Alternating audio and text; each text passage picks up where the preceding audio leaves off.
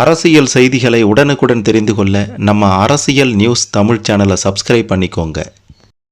வீடியோக்குள்ளார போகிறதுக்கு முன்னாடி பழனி முருகன் கோவில் சொத்தை முறைகேடாக விற்ற புகாரில் யார் யாரெல்லாம் தொடர்பில் இருக்காங்களோ அவங்களுக்கு கடுமையான தண்டனை கிடைக்க வேண்டும் அப்படின்ட்டு நினைக்கிறவங்க இந்த வீடியோவுக்கு மறக்காமல் ஒரு லைக் கொடுத்துக்கோங்க.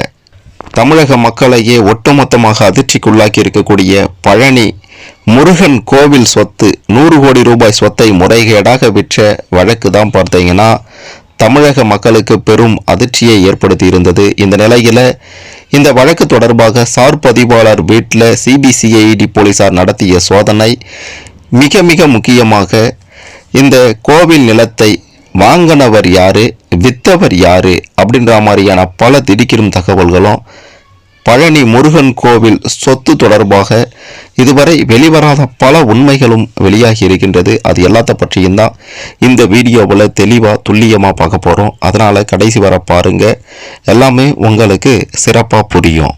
பழனியில் 100 கோடி ரூபாய் மதிப்பிலான நிலம், முருகன் கோவிலுக்கு சொந்தமான நிலம் சட்ட விரோதமாக பத்திரப்பதிவு செய்யப்பட்டது தொடர்பான சிபிசிஐடி விசாரணைக்கு பயந்து நிலத்தை விற்றவர், வாங்கியவர் அப்படின்ட்டு மொத்தமாக 3 பேர் தற்போது தலைமறைவாகி இருக்காங்க. அதை பற்றியும் இந்த பத்திரப்பதிவை அரங்கேற்றிய சார் பதிவாளரை பற்றியும் அவங்க வீட்டில் நடந்த சிபிசிஐடி போலீசார் சோதனையை பற்றியும் முக்கிய ஆவணங்களை பற்றியும் பார்க்க போகிறோம். முதல்ல அந்த சார் பதிவாளர் வீட்டில் என்ன நடந்தது, அவர் எப்படி இந்த விவகாரத்தில் சிக்கனாரு அப்படின்றதெல்லாம் பற்றி பார்க்கலாம். பழனி கோவிலின் அடிவாரத்தில் இருக்கக்கூடிய அருள்மிகு பழனி தண்டாயுதபாணி சுவாமி கோவிலுக்கு தண்டபாணி சுவாமிகள் மடத்திற்கு சொந்தமான 100 கோடி ரூபாய் மதிப்புள்ள நிலம் முறைகேடாக பத்திரப்பதிவு செய்யப்பட்ட நிலையில் சார் பதிவாளர் ஜஸ்டின் மணிகண்டன் வீட்டில் சிபிசிஐடி போலீசார் திடீர்னு ஆய்வு மேற்கொண்டிருக்காங்க.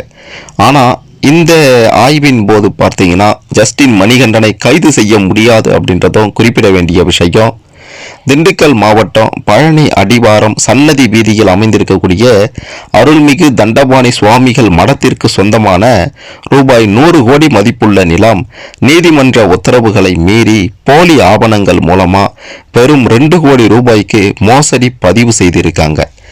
இந்த விவகாரம் தான் தமிழக மக்களிடையே பெரும் அதிர்ச்சியை ஏற்படுத்தி இருக்கின்றது. இது குறித்து பழனி கோவில் நிலங்கள் பிரிவு கண்காணிப்பாளர் முருகானந்தம் அப்படின்றவர் அளித்த புகாரின் அடிப்படையில் தான் பழனி அடிவாரம் போலீசார் புதிய குற்றவியல் சட்டத்தின் கீழ் சார் பதிவாளர் ஜஸ்டின் மணிகண்டன், போலி ட்ரஸ்ட் பிரமுகர் முருகதாஸ் உள்ளிட்ட 4 பேர் மீது கூட்டு சதி, மோசடி உள்ளிட்ட 5 பிரிவுகளின் கீழ் வழக்கு பதிவு செய்திருந்தாங்க.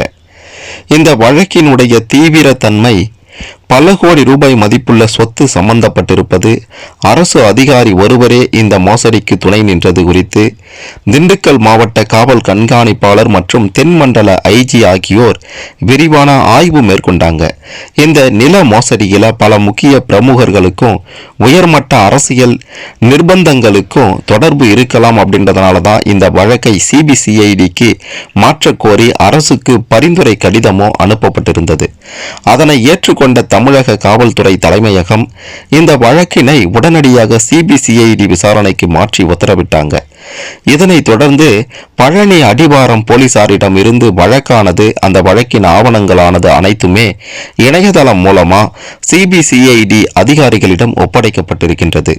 சிபிசிஐடி டிஎஸ்பி அஜய் தங்கம் தலைமையில் நேற்று முன்தினம் திண்டுக்கல், தேனி, திருச்சி மற்றும் மதுரை ஆகிய மாவட்டங்களை சேர்ந்த 5 சிபிசிஐடி இன்ஸ்பெக்டர்களின் மேற்பார்வையில் 20க்கும் மேற்பட்ட போலீசார் திண்டுக்கல் அலுவலகத்தில் முதற்கட்ட தகவல் அறிக்கை தயார் செய்து பழனியில் சம்பந்தப்பட்ட இடத்துல கள ஆய்வு நடத்தினாங்க. இதன் தொடர்ச்சியாகத்தான் நேற்று திண்டுக்கல் சிபிசிஐடி அலுவலகத்திற்கு வரவழைக்கப்பட்ட பழனி அறநிலையத்துறை வழக்கு தாக்கல் செய்த முருகானந்தம் உள்ளிட்ட 5க்கும் மேற்பட்ட அதிகாரிகளிடம் மதுரையில் இருந்து வருகை தந்த சிபிசிஐடி மாவட்ட காவல் கண்காணிப்பாளர் சுஜிதா அவர்கள் நேரில் விசாரணை நடத்தினாங்க. அதனைத் தொடர்ந்து தற்போது போலி ஆவணங்கள் தயாரித்து பத்திரப்பதிவு செய்த பழனி சார் பதிவாளர் ஜஸ்டின் மணிகண்டனினுடைய வீட்டில் சிபிசிஐடி போலீசார் அதிரடியாக விசாரணை நடத்தி ஆய்வு மேற்கொண்டிருக்காங்க. Dindigul round road Linga avenue பகுதியில் அமைந்திருக்கக்கூடிய பழனி சார்பதிவாளர் ஜஸ்டின் மணிகண்டன் வீட்டில் 2 வாகனங்களில் சென்ற 8ற்கும் மேற்பட்ட சிபிசிஐடி போலீசார் டிஎஸ்பி அஜய் தங்கம் தலைமையில் தீவிர விசாரணை மேற்கொண்டு மோசடி பத்திரப்பதிவு சம்பந்தமான ஏதேனும் முக்கிய ஆவணங்கள் குறித்து ஆராய்ந்து சோதனையில் ஈடுபட்டிருந்தாங்க. சார் பதிவாளர் ஜஸ்டின் மணிகண்டன் அவருடைய வீட்டில் அப்போது இல்லை. அவருடைய வீட்டில் அவரின் குடும்பத்தினர்கள் மட்டும்தான் இருந்தாங்க. அவங்க கிட்ட சிபிசிஐடி போலீசார் விசாரணை மேற்கொண்டாங்க. வீட்டில் ஜஸ்டின் மணிகண்டனினுடைய மனைவி மட்டும் இருந்த நிலையில் அவரிடம் பழனி நில மோசடி வழக்கு தொடர்பான விசாரணைக்கு வந்திருக்கோம் அப்படின்ட்டு சொல்லியிருந்தாங்க சிபிசிஐடி போலீசார். அதன் பிறகு பார்த்தீங்கன்னா சோதனைகளை ஈடுபட்டாங்க. சில முக்கிய ஆவணங்களையும் கைப்பற்றியிருக்காங்க என்ற தகவலும் வெளியாகி இருக்கின்றது. இந்த நிலையில் ஆய்வு நடத்தினாலும் ஜஸ்டின் மணிகண்டனை தற்போது சிபிசிஐடி போலீசாரால் கைது செய்ய முடியாது. ஏன்னா உயர்நீதிமன்ற மதுரை கிளையில ஜஸ்டின் மணிகண்டன் ஜாமீன் வாங்கியிருக்கிறாரு. ஒருவேளை மிக முக்கியமான ஆவணங்கள் கைப்பற்றப்பட்டதை அவங்க நீதிமன்றத்தில் கொடுத்தா முன்ஜாமீனை ரத்து செய்ய சிபிசிஐடி போலீசார் கோரிக்கை வச்சிருக்காங்க அப்படின்ற ஒரு தகவலுமே வெளியாகி இருக்கின்றது. இதனால் அவர் விரைவில் கைது செய்யப்படலாம் அப்படின்ட்டு சொல்லப்படுது. மிக முக்கியமாக இது சம்பந்தமாக ஜஸ்டின் சார்பதிவாளர் ஜஸ்டின் மணிகண்டன் தரப்புல என்ன சொல்லியிருக்காங்கன்னா 100 கோடி ரூபாய் மதிப்புள்ள நிலத்தை நான் பதிவு செய்யலை அப்படின்ற மாதிரியும், தமிழக அரசு என் மேல வீணாக குற்றம் சுமத்துது அப்படின்ற மாதிரியும், நிலத்தை பதிவு செய்தது இன்னொரு சார் பதிவாளர் பாலசுந்தர் அப்படின்றவர் தான், அந்த பத்திரத்துக்கு ஆவண எண் மட்டுமே வழங்கி இருக்காரு ஜஸ்டின் மணிகண்டன். ஆனா அந்த பாலசுந்தர் மீது நடவடிக்கை எடுக்காம இந்த ஜஸ்டின் மணிகண்டன் மீது மட்டும் நடவடிக்கை எடுக்கப்பட்டிருக்கு. தமிழக அரசு தனக்கு எதிராக தற்போது திரும்பி இருக்கு. பத்திரப்பதிவு முடிந்த பிறகு ஆவண எண் மட்டுமே ஜஸ்டின் மணிகண்டனால வழங்கப்பட்டிருக்கு. 2 சார் பதிவாளர்கள் மீது நடவடிக்கை எடுத்திருக்கணும். ஆனா இந்த விவகாரத்துல ஒரு சார்பாக மட்டும்தான் நடவடிக்கை எடுக்கப்பட்டிருக்கு அப்படின்ற மாதிரி ஜஸ்டின் மணிகண்டன் தரப்புல நீதிபதிகள் கிட்ட சொன்ன உடனேயே அதன் பிறகுதான் ஜஸ்டின் மணிகண்டனுக்கு நிபந்தனையோட முன்ஜாமீனும் வழங்கப்பட்டிருக்கின்றது. ஏன் ஒருதலை பட்சமா அரசு செயல்படுது அப்படின்ற மாதிரியான மிக பெரும் கேள்வியும் இங்கே எழுந்திருக்கின்றது. இன்னொரு பக்கம் இந்த நிலத்தை வாங்கினவங்க விற்றவங்க தொடர்பாகவும் பல திடுக்கிடும் தகவல்கள் வெளியாகி இருக்கின்றது.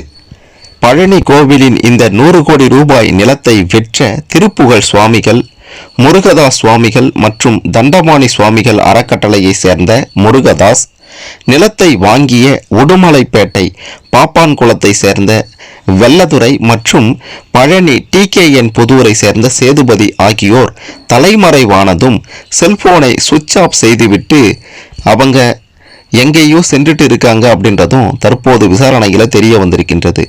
மேலும் பத்திரப்பதிவு நாளில் சாட்சி கையெழுத்து இட்டோரும் தலைமறைவாகி இருக்காங்களாம். இவங்களை தேடும் பணி தற்போது நடந்து வருது. முறைகேடாக கோவில் நிலத்தை விற்றவர் வாங்கியவர்களுடைய புகைப்படத்தை வெளியிட வேண்டும் என அரசியல் கட்சியினர் பலருமே சொல்லிட்டு இருந்த நிலையில, பொதுமக்கள் பலரும் கேட்டுட்டு இருந்த நிலையில, நிலத்தை விற்ற முருகதாஸ், வாங்கிய சேதுபதி ஆகியோருடைய புகைப்படமும் நிலம் தொடர்பான வில்லங்க சான்றும் தற்போது வெளியாகி இருக்கின்றது. இன்னொரு அதிர்ச்சியான விஷயம் இதுல என்னன்னு கேட்டீங்கன்னா, கடந்த மார்ச் மாதம் இந்த 100 கோடி ரூபாய் நிலத்தை பத்திரப்பதிவு செய்ய முயற்சி நடந்தபோது பணியில் இருந்த சார் பதிவாளர் பழனிசாமி வழக்கு நிலுவையில் இருப்பதால பதிவு செய்ய இயலாது என கூறி நிராகரித்திருக்கிறார். அவர் பணியிட மாறுதலில் சென்றிருக்கிறார். அதன் பிறகுதான் சார் பதிவாளர் பாலச்சந்தர் பொறுப்பேற்ற நிலையில தான் ஜூலை 3ஆம் தேதி சர்ச்சைக்குள்ளான அந்த நிலத்தை பதிவு செய்வதற்கான சில முன்னேற்பாடு நடந்திருக்கு. ஜூலை 6ஆம் தேதி பாலச்சந்தர் விடுமுறையில் சென்றதால சிறப்பு பணிக்கு வந்த ஜஸ்டின் மணிகண்டன் நிலத்தை பதிவு செய்திருக்கிறாரு. ஆனா பாலச்சந்தர் தான் அதற்கான ஏற்பாடுகளை பண்ணியிருக்கிறாரு.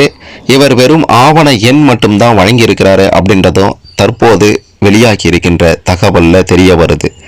இந்த பழனி கோவிலின் மோசடியில பல முக்கிய அரசியல் புள்ளிகள் அதிகாரிகள் சம்பந்தப்பட்டிருப்பதாக தகவல்கள் வெளியாகியிருக்கின்றது. இதுவரை கைப்பற்றப்பட்டிருக்கின்ற ஆவணங்கள், வீடியோ ஆதாரங்களை வைத்து சிபிசிஐடி போலீசார் 3 குழுவாக பிரிந்து தீவிர விசாரணையில ஈடுபட்டிருக்காங்க. விரைவில் இது சம்பந்தமாக பல முக்கிய புள்ளிகள் சிக்குவாங்க அப்படின்ற விஷயம் மட்டும் தற்போது வெளியாகி தமிழக அரசியல் வட்டாரத்தில் பெரும் பரபரப்பை ஏற்படுத்தி இருக்கின்றது. எந்தெந்த முக்கிய புள்ளிகள் சிக்குவாங்க அப்படின்றத பொறுத்திருந்து தான் பார்க்கணும். இதுல இன்னொரு முக்கியமான விஷயம் என்ன அப்படின்ட்டு பார்த்தீங்கன்னா, தமிழக அரசு திட்டமிட்டே ஜஸ்டின் மணிகண்டனை குற்றவாளியா ஆக்க பார்க்கறாங்க அப்படின்ற ஒரு அதிர்ச்சி தகவலையும் மணிகண்டன் தரப்பில் ஆஜரான வழக்கறிஞர் மிக முக்கியமான ஒரு விஷயத்தை வெளிக்கொண்டு வந்திருக்கிறாரு. அதாவது இந்த 100 கோடி ரூபாய் நிலத்தை ஜூலை 6ஆம் தேதி ஜஸ்டின் மணிகண்டன் பதிவு செய்யவே இல்லையாம்.